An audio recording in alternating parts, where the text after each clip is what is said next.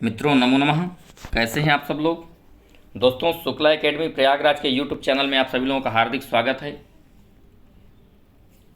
मित्रों झारखंड पीजीटी परीक्षा की तैयारी के लिए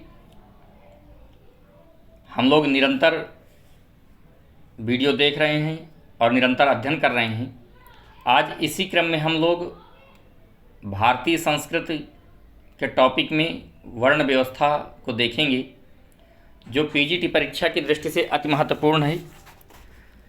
इसलिए दोस्तों जिन्होंने अभी तक चैनल को सब्सक्राइब नहीं किया, चैनल को सब्सक्राइब कर लें और बेल आइकन का बटन दबा लें, जिससे आने वाली सभी वीडियो आप लोगों को समय से उपलब्ध हो जाया करें। तो आइए देखते हैं भारतीय संस्कृति के अंतर्गत वर्ण व्यवस्था को। दोस्तों भारतीय संस्कृति के अंतर्गत जो वर्ण व्यवस्था है, इसकी बात करें तो प्राचीन भारतीय चिंतन में व्यक्ति को समुन्नत बनाने के लिए आश्रम व्यवस्था को स्वीकार किया गया।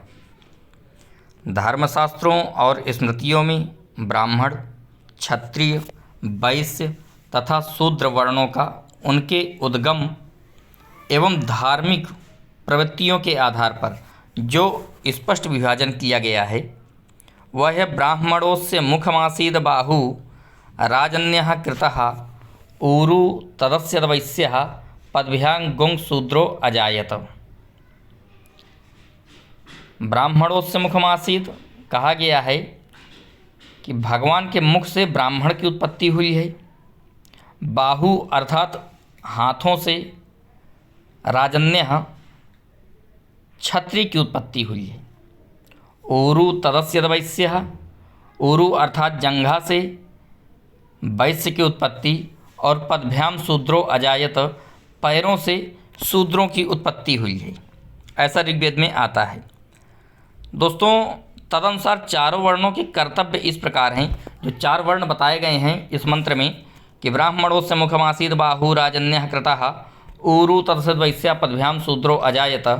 इन चारों वर्णों के अगर कर्तव्यों की बात करें तो सबसे पहले ब्राह्मण को पकड़ते हैं, क्योंकि ब्राह्मण भगवान के मुख से उत्पन्न हुए हैं तो ऊपर से नीचे की ओर आते हैं। तो ब्राह्मण शब्द का प्रयोग वेदाध्ययन करता ब्रह्मज्ञानी तथा ब्रह्मपुत्र के लिए होता है। ब्रह्म शब्द का सामान्य अर्थ है मंत्र या प्रार्थना।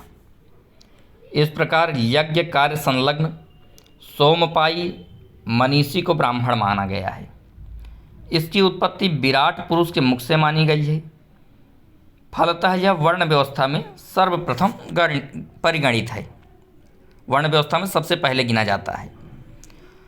दोस्तों ब्राह्मण के 6 कर्म प्रधान हैं। मनुस्मृति के अनुसार वो कौन कौन से हैं उनको देखते हैं। तो हैं अध्यापनम अध्ययनम यजनम याजनम तथा दानम प्रतिग्रहम चैव ब्राह्मणा नाम कल्पयत। ब्राह्मण के 6 कर्म कौन कौन से हैं? तो अध्ययन और अध्यापन, विद्या ग्रहण करना और विद्या देना, यज्ञ करना और यज्ञ कराना, दान लेना और दान देना, ये ब्राह्मण के 6 कर्म बताए गए हैं। गीता में ब्राह्मण के 8 स्वाभाविक कर्म कहे गए हैं। कौन कौन से हैं?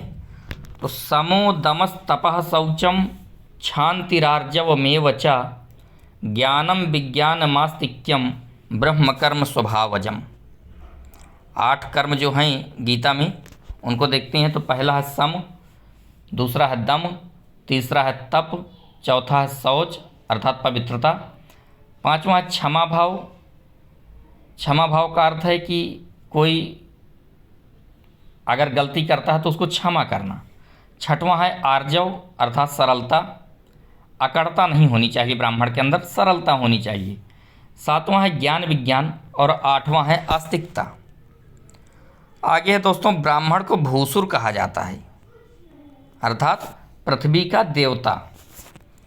दूसरे नंबर में क्षत्रिय। क्षत्रिय की उत्पत्ति भगवान के बाहों से हुई है अर्थात बाजुओं से। तो क्षत्रिय शब्द का अर्थ है रक्षा करने वाला। ऋग्वेद में क्षत्रिय के अतिरिक्त छत्र, राजा और राजन्य शब्द का भी प्रयोग हुआ है। क्षत्रिय का जो कर्तव्य है उनको देख लेते हैं, क्योंकि ब्राह्मण के 6 कर्तव्यों को आपने देखा, कर्मों को। अब क्षत्रिय के कर्तव्यों को देखते हैं। तो क्षत्रिय का कर्तव्य है प्रजा की रक्षा करना, दान देना, यज्ञ करना, वेदाध्ययन करना, विषयों में आसक्त न होना। ये क्षत्रिय के 5 कर्तव्य बताए गए हैं मनुस्मृति में। प्रजानां रक्षणं दानमेज्याध्ययनमेव च विषयेषु प्रसक्तिश्च क्षत्रियस्य समासतः। गीता में क्षत्रिय के कर्तव्य बताए गए हैं कि शौर्यम तेजो धृतिर्दाक्ष्यम युद्धे चाप्य पलायनम दानमीश्वर भावश्च छात्रम कर्म स्वभावजम। शौर्य, तेज, धैर्य, चातुर्य, युद्ध क्षेत्र से पलायन न करना, दान और ईश्वर भाव अर्थात स्वामी भाव होना, यह गीता में क्षत्रिय के 7 कर्तव्य बताए गए हैं। तीसरे नंबर में दोस्तों वैश्य। तो वैश्य की उत्पत्ति भगवान के जंघा से हुई है। तो ऋग्वेद में विष शब्द का प्रयोग सामान्य तथा समूह अर्थ जैसे दैवी नाम विषम, मानुषी नाम विषम और दासी विषम में देखा जाता है। केवल पुरुष सूक्त के वर्ण व्यवस्था सूचक मंत्र में वैश्य का प्रयोग हुआ है।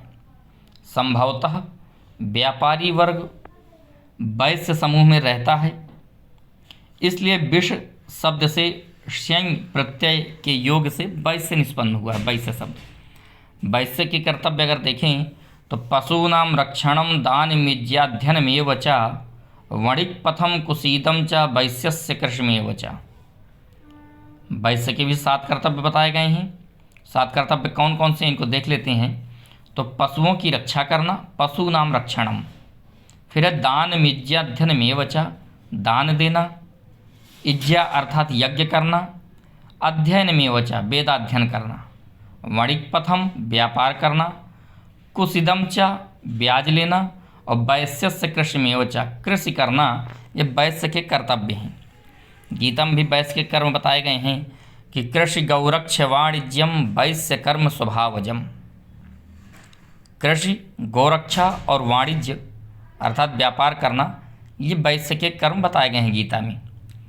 आगे दोस्तों वैश्य को व्यापार से प्राप्त धन का एक निश्चित भाग राजा को कर के रूप में देना पड़ता था। मदिरा, मांस, लोहा और चमड़ा जैसी वस्तुओं का विक्रय निषिद्ध था, परंतु इनके बेचने पर 6ठा भाग कर रूप में देना पड़ता था। समाज में व्यापारियों में मुख्यतः 5 वर्ग थे: स्थानीय वणिक, कारवां, सामुद्रिक व्यापारी, उद्योग संलग्न और साधारण व्यापारी।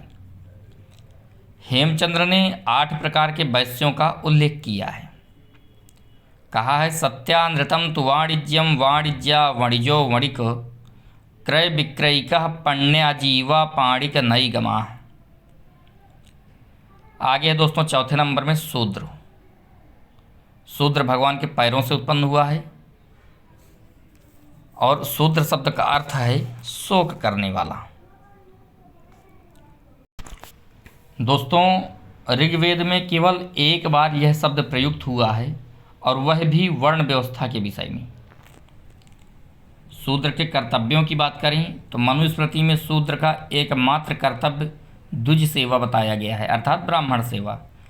गीता में भी परिचर्या ही उसका स्वाभाविक कर्म उपदिष्ट है। कहा गया है एकमेव तु शूद्रस्य प्रभुः कर्म समादिशत एतेषामेव वर्णानां शुश्रूषान् सूयया।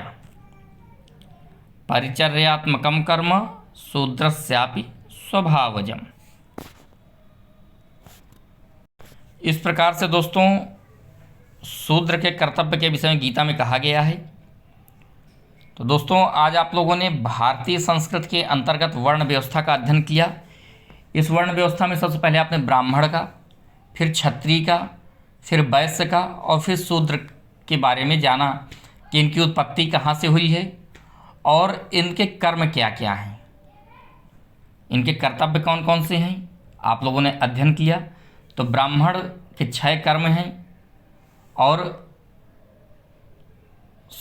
वैश्य का कार्य है, दोस्तों कार्यों की बात करें तो वैश्य का कार्य है व्यापार करना, क्षत्रिय का कार्य है रक्षा करना प्रजा की, और शूद्र का कार्य है दोस्तों ब्राह्मण की सेवा करना। इन 4 वर्णों को आप लोगों ने देखा जो वेद में वर्णित है और बहुत ही महत्वपूर्ण हो जाता है, क्योंकि यहाँ से झारखंड पीजीटी में पिछली बार भी 2 प्रश्न बने हुए थे, इसलिए टॉपिक अति महत्वपूर्ण है। इसको देखना आप लोग ना भूलें। और अगर वीडियो आप लोगों को अच्छी लगे तो वीडियो लाइक करिएगा, चैनल को सब्सक्राइब करिएगा और भी अपने इष्ट मित्रों को शेयर कर दिया करिए, जिससे उनको भी इसका लाभ मिल सके। दोस्तों झारखंड पीजीटी के लिए आप लोगों को और क्या सहायता मैं दे सकता हूं, आप लोगों कमेंट के माध्यम से बता दिया करिए। जैसे भी सहायता आप लोगों को चाहिए हो, व्हाट्सअप नंबर भी आप लोगों को दिया जा चुका है थंबनेल में, आप लोग उसके माध्यम से जानकारी ले सकते हैं मैसेज कर करके। और इसी ध्येयवाक्य के साथ कि सर्वे भवन्तु सुखिनः, सर्वे सन्तु निरामयः, सर्वे भद्राणि पश्यन्तु मा कश्चित् दुःखभाग् भवेत् के साथ आप सभी लोगों को नमो नमः। पुनः मुलाकात होगी नए वीडियो के साथ। आप सभी लोगों को धन्यवाद।